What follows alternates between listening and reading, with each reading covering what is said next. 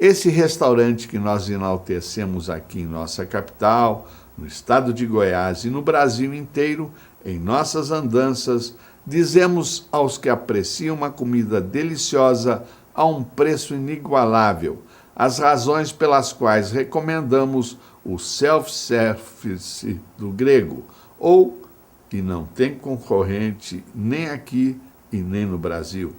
Quem vai uma vez, fica freguês.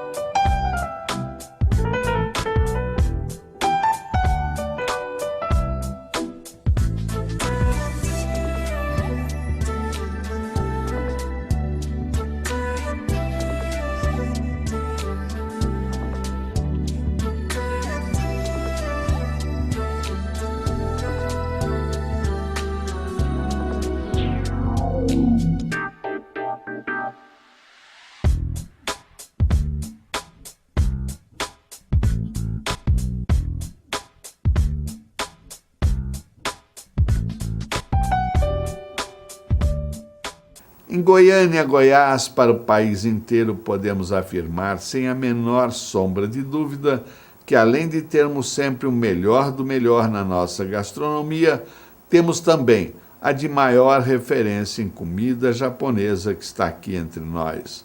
Buffet Ankai, o maior e o melhor no centro-oeste brasileiro.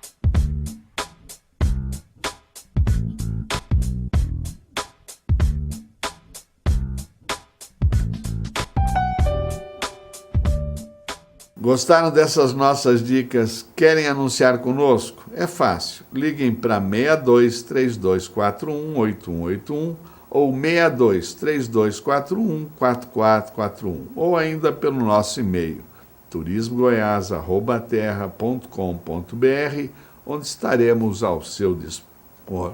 Não saiam daí que nós voltamos já já.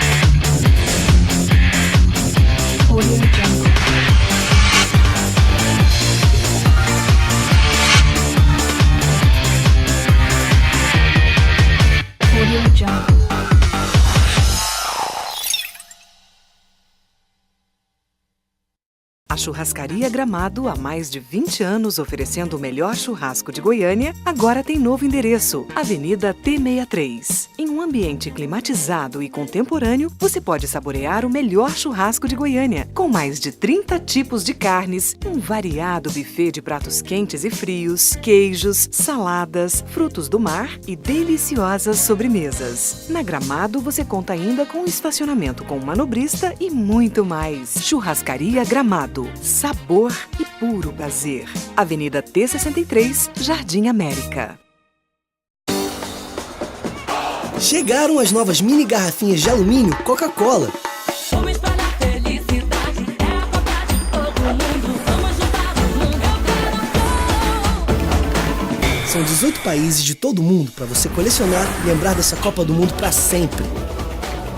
24 pontos, mais 3,80 e pegue a sua.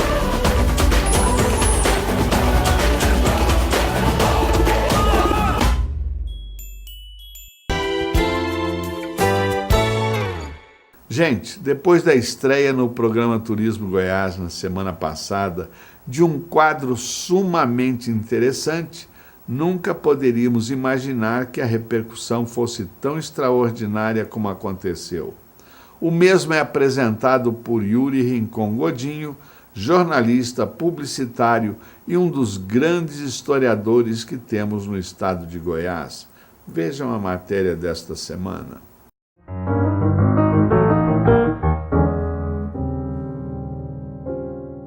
Bom, estamos novamente aqui para o quadro Pela História de Goiás, hoje falando sobre o relógio da Avenida Goiás. Avenida Goiás, que foi a primeira grande rua de Goiânia. E o marco da Avenida Goiás é o quê? O relógio. Um relógio todo em estilo Art Deco, que foi um estilo do início de Goiânia, é um estilo do Coreto, que fica logo em frente ao relógio, é o estilo do Palácio das Esmeraldas, é o estilo do Teatro Goiânia, é o estilo também da casa do próprio interventor e que construiu Goiânia, que é Pedro Ludovico Teixeira. E o relógio foi feito numa época em que o Brasil estava precisando de afirmação, né? Era a época do Estado Novo, era a época do governo Getúlio Vargas, e como era um governo ditatorial, era um governo em que não havia eleições, o governo que veio de um golpe em 1930, né? Porque Getúlio Vargas, na verdade, perdeu a eleição. E depois se tornou presidente do Brasil, mesmo tendo perdido a eleição. Então, ele precisava de símbolos, né? Ele precisava de marcar a sua presença. E os interventores, que na verdade hoje são os governadores de estado, construíam monumentos, porque os monumentos ficavam. Os monumentos ficam ainda. Goiânia ainda é uma cidade carente de monumentos. E o relógio da Avenida Goiás foi um monumento que marcava a hora da cidade. Todas as pessoas que quisessem saber a hora da cidade podiam olhar, era uma cidade plana, não tinha prédio, o maior prédio tinha 2, depois 3 andares. Então, de qualquer parte de Goiânia, as pessoas podiam, a gente não, porque eu não nasci na época, mas as pessoas podiam enxergar as horas no relógio da Avenida Goiás. Só que teve um problema. Não tinha mão de obra para fazer Goiânia. Então, a gente não tinha pedreiro, tudo que era eiro a gente não tinha. Pedreiro, marceneiro, vidraceiro, tinha tudo que trazer de fora. Ou treinar aqui. Quem fez o relógio da Avenida Goiás foi um filho de italiano.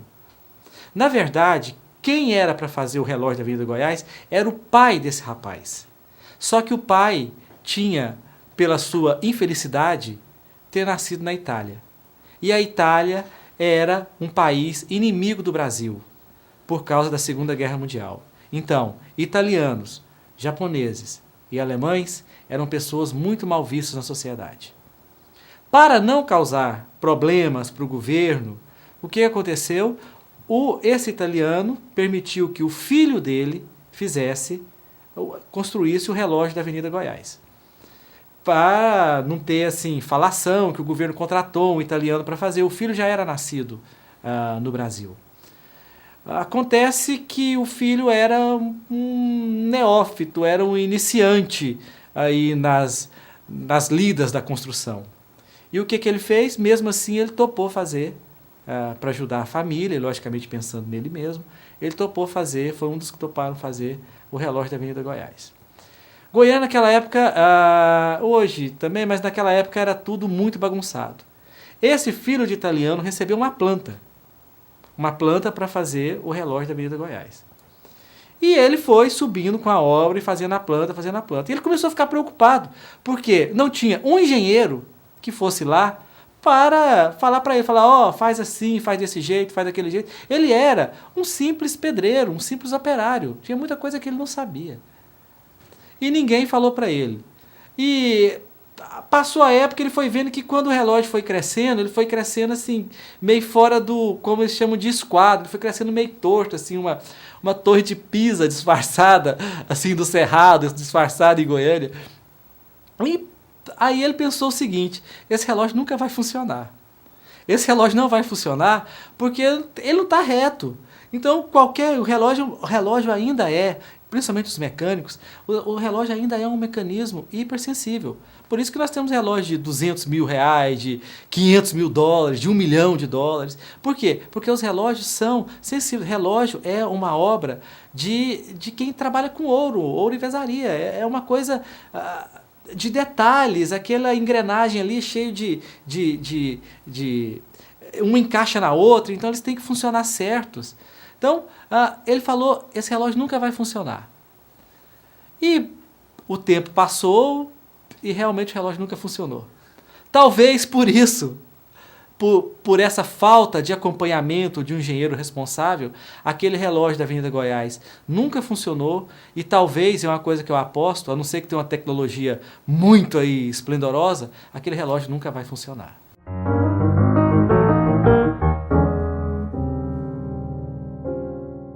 Gostaram? Eu adorei. Mais uma vez. Muito bem, amigos, estamos chegando ao final de mais uma edição de Turismo Goiás. Esperamos que todos tenham gostado. Queremos agradecer a vocês pelo prestígio da sua audiência.